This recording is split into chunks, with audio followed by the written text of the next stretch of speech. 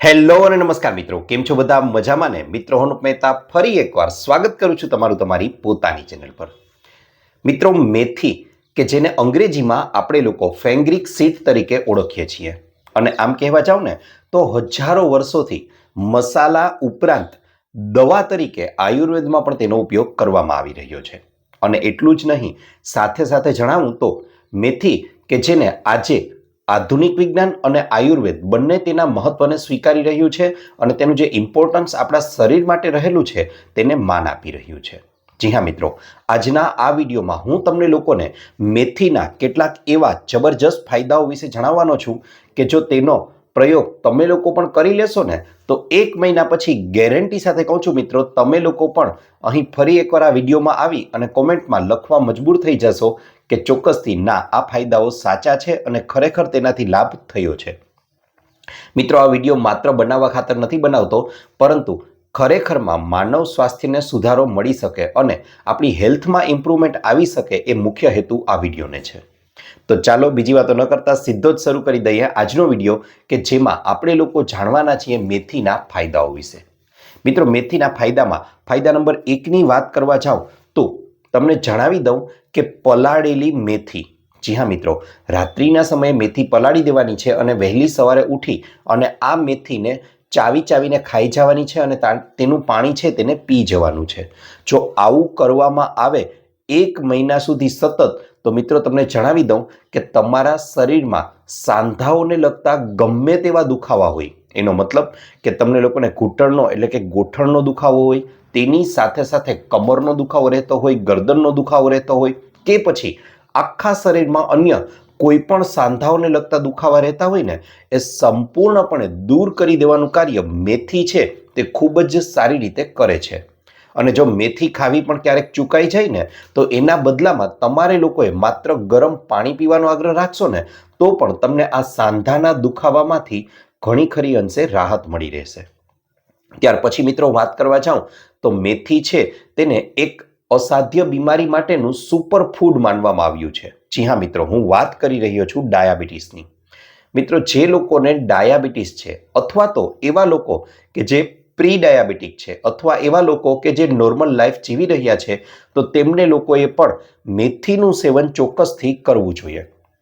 કારણ કે મેથી છે તે કાર્બોહાઈડ્રેટનું પાચન છે તેને થોડું ધીમું કરી દે છે અને તેની સાથે સાથે ઇન્સ્યુલિનનું કાર્ય છે તેને સુધારવાનું કરે છે. અને એટલા માટે મોટામાં મોટો ફાયદો એ થશે કે એક્સક્યુઝ મી, કે મેથી છે તેના કારણે આપણા શરીરમાં જે ડાયાબિટીસ એટલે કે વધેલી સુગર છે તેને સંપૂર્ણપણે કંટ્રોલમાં લાવવાનું કાર્ય ખૂબ જ સારી રીતે થઈ શકે છે. ત્યાર પછી વાત કરવા જાઓ મિત્રો તો આગળનું કાર્ય કે જે મેથી માટે ખૂબ જ વધારે મહત્વનું છે તે છે એવી માતાઓ કે જે પોતાના બાળકને દૂધ પીવડાવી રહી છે.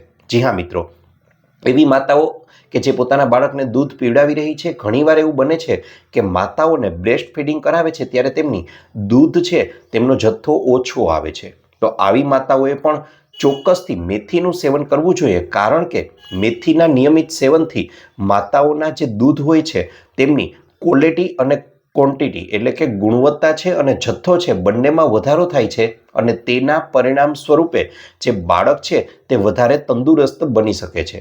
મિત્રો, એક સર્વે મુજબ એવું પણ જાણવા મળ્યું છે કે જે માતાઓ મેથીનું સેવન કરે છે તેમના બાળકને જે દૂધ પીવડાવે છે તે બાળકનું વજન છે તે પ્રમાણમાં વધારે ઝડપથી વધી રહ્યું છે એવા બાળકોની સરખામણીમાં કે જેમની માતાએ મેથીનું સેવન નથી કરેલું.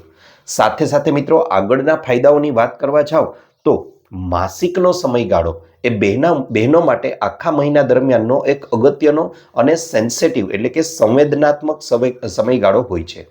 હવે આ સમયગાળા દરમિયાન ઘણીવાર ઘણી માતાઓ અને બહેનો છે તે પોતે દુખાવાનો અનુભવ કરે છે, પીડાનો અનુભવ કરે છે, પેડુમાં દુખાવાનો અનુભવ કરે છે અને થોડા બેચેનીનો અનુભવ પણ કરે છે.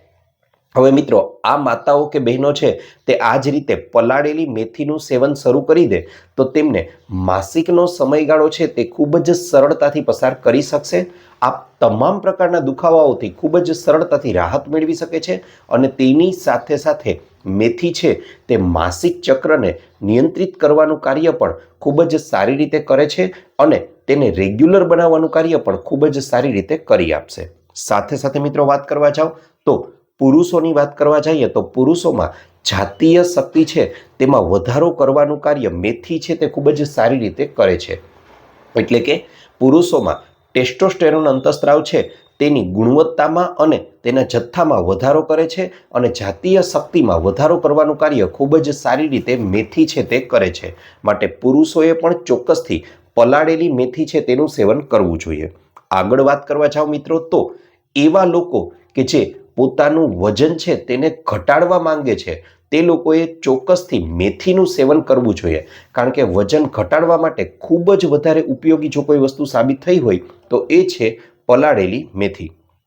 તેની સાથે સાથે મિત્રો વાત કરવા જઈએ આગળના ફાયદાઓની તો કોલેસ્ટ્રોલ, ઘણા લોકોને એવી સમસ્યા રહે છે કે તેમના શરીરમાં કોલેસ્ટ્રોલ અને ટ્રાયગ્લિસરાઇડનું લેવલ છે તે ખૂબ જ વધારે વધી ગયેલું હોય છે અને તેના પરિણામે હાર્ટને લગતી, હૃદયને લગતી ઘણી બધી સમસ્યાઓ તેઓ ફેસ કરે છે, અનુભવે છે. હવે આ પ્રકારની સમસ્યાઓથી બચવા માટે પણ પલાળેલી મેથી છે તેનું સેવન કરવામાં આવે તો તે ખૂબ જ સરળતાથી લાભ કરે છે અને કોલેસ્ટ્રોલ એટલે કે જે ખરાબ કોલેસ્ટ્રોલ છે શરીરમાં LDL તેને ઘટાડે છે અને સારું કોલેસ્ટ્રોલ એટલે કે HDL છે તેમાં વધારો કરે છે અને તેની સાથે સાથે ટ્રાયગ્લિસરાઇડ છે તેના લેવલને પણ નિયંત્રિત કરવાનું કાર્ય ખૂબ જ સારી રીતે કરે છે. આ ઉપરાંત મિત્રો વાત કરવા જાઓ તો પલાળેલી મેથીનું નિયમિત રીતે સેવન કરવામાં આવે તો તેનાથી આપણી ત્વચા છે તેમાંથી ટોક્સિક એલિમેન્ટ એટલે કે ઝેરી તત્વો છે તેનો નિકાલ થાય છે.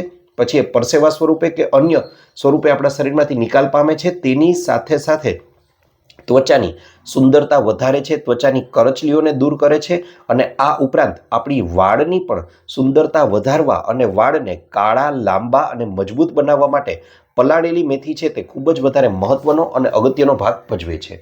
આ ઉપરાંત મિત્રો વાત કરવા જાવ તો એવા લોકો કે જેમને ગેસ છે, એસિડિટી છે, અપચો છે, આવી સમસ્યાઓ રહેતી હોય તો તે લોકોએ પણ રાત્રિના સમયે પલાળેલી મેથી જે છે તેનું સેવન કરવું ખૂબ જ વધારે ફાયદાકારક બની શકે છે.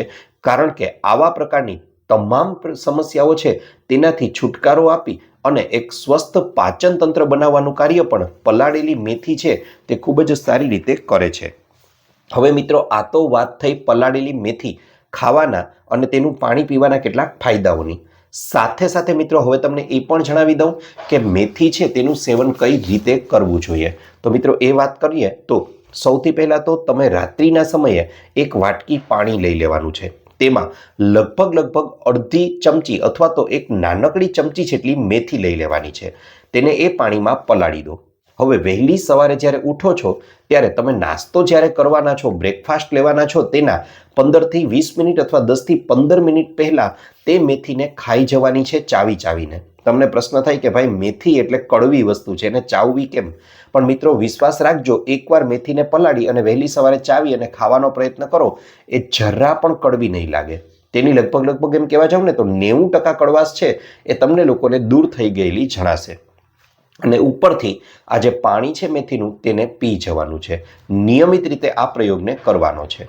હવે મિત્રો પ્રયોગ કરતા સમયે અમુક બાબતોની કાળજી પણ રાખવી ખૂબ જ વધારે જરૂરી છે. જેમ કે પેલું અને અગત્યનું જે બાબત આપણે ધ્યાનમાં રાખવી જોઈએ એ છે તમે લોકો જ્યારે મેથીનું સેવન કરો છો ત્યારે તમે નાસ્તો કરવાના છો તો તેના 10થી 15 મિનિટ પહેલાં જ મેથીનું સેવન કરવું જોઈએ અને ત્યારબાદ તમારે લોકોએ નાસ્તો કરી લેવો જોઈએ. અથવા તો તમે સવારે મેથી ખાઓ છો તો સવારનું ભોજન અથવા બપોરે મેથી ખાઓ છો તો બપોરના ભોજનના તરત જ પહેલાં અથવા તરત જ પછી મેથીનું સેવન કરવાનું છે. એવું ન બને કે તમે નાસ્તો કરવાના છો તેના 2-3 કલાક પહેલાં મેથી ખાઈ લીધી અથવા બપોરનું ભોજન લેવાના છો તો તેના 2-3 કલાક પછી મેથી ખાઓ છો. કારણ કે એવું બનશે કે મેથીનું સેવન તમે જેવું કરો છો એટલે તરત જ તમારું બ્લડ સુગર એટલે કે લોહીમાં ખાંડની માત્રા છે તે નીચી આવી જાય છે અને હવે જો તેની સાથે તમે કંઈ ખોરાક નહીં ખાઓ તો તેનાથી તમારું બ્લડ સુગર લો બનવાની શક્યતાઓ ખૂબ જ વધારે વધી જાય છે. માટે આ બાબતની કાળજી લેવી ખૂબ જ વધારે જરૂરી છે. આ ઉપરાંત મિત્રો તમને વાત કરવા જાઉં તો જે લોકોને ડાયાબિટીસ છે અને તેઓ પહેલેથી જ ડાયાબિટીસની દવા લઈ રહ્યા છે તે લોકો મેથીનું સેવન કરે છે તો એ પહેલાં એકવાર પોતાના ડૉક્ટર સાથે કન્સલ્ટ કરવું ખૂબ જ વધારે જરૂરી બની જાય છે. કારણ કે તમે ડૉક્ટરની સલાહ વિના મેથીનું સેવન કરશો તો બનશે એવું કે એક તો તમે ડાયાબિટીસની દવા લઈ રહ્યા છો, તેનાથી તમારી સુગરનું લેવલ નીચું આવે છે, સાથે સાથે મેથીનું સેવન કરશો તો જરૂરી કરતાં પણ વધારે તમારી સુગરનું લેવલ નીચું આવી જાય છે અને તેનાથી અન્ય સમસ્યાઓ થવાની શક્યતાઓ ખૂબ જ વધારે વધી જાય છે. આ ઉપરાંત મિત્રો વાત કરવા જાઉં તમને તો મેથીનું જરૂરિયાત કરતાં વધારે માત્રામાં સેવન કરવામાં આવે તો તેનાથી ડાયેરિયા છે, અપચો છે જેવી સમસ્યાઓ પણ થઈ શકે છે. માટે મેથીનું જ્યારે પણ તમે લોકો સેવન કરો છો ત્યારે નિયંત્રિત માત્રામાં અને જણાવેલી માત્રામાં જ પ્રયોગ કરવો જોઈએ. તો ચોક્કસથી મેથીની ઓમ તો કોઈ જ પ્રકારની સાઇડ ઇફેક્ટ કે ગેરલાભ નથી, પણ આવી અમુક બાબતોનું ધ્યાન રાખવામાં આવે તો આપણે લોકો ચોક્કસથી ઘણા ખરા મેથીના લાભ મેળવી શકીએ છીએ. તો મિત્રો, આ તો હતો અમારો આજનો વિડીયો. આશા રાખું છું આપણે અમારા વિડીયોમાંથી કંઈક ને કંઈક તો નવું જાણવા મળ્યું જ હશે. જો આપને પણ કંઈક આ વિડીયોમાંથી નવું જાણવા મળ્યું હોય તો ચેનલને આપજો એક નાનકડું લાઈક વિડીયોને, અને સાથે સાથે ચેનલને કરી લેજો સબસ્ક્રાઈબ આવા અન્ય વિડીયો મેળવવા માટે. આ ઉપરાંત આપને પણ કોઈ હેલ્થ કે બ્યુટી સંબંધિત સમસ્યા હોય તો એ પણ જણાવજો. અમે તેને અનુરૂપ પણ નવા વિડીયો લાવવાનો પૂરતો પ્રયાસ કરીશું. આપનો ખૂબ ખૂબ આભાર.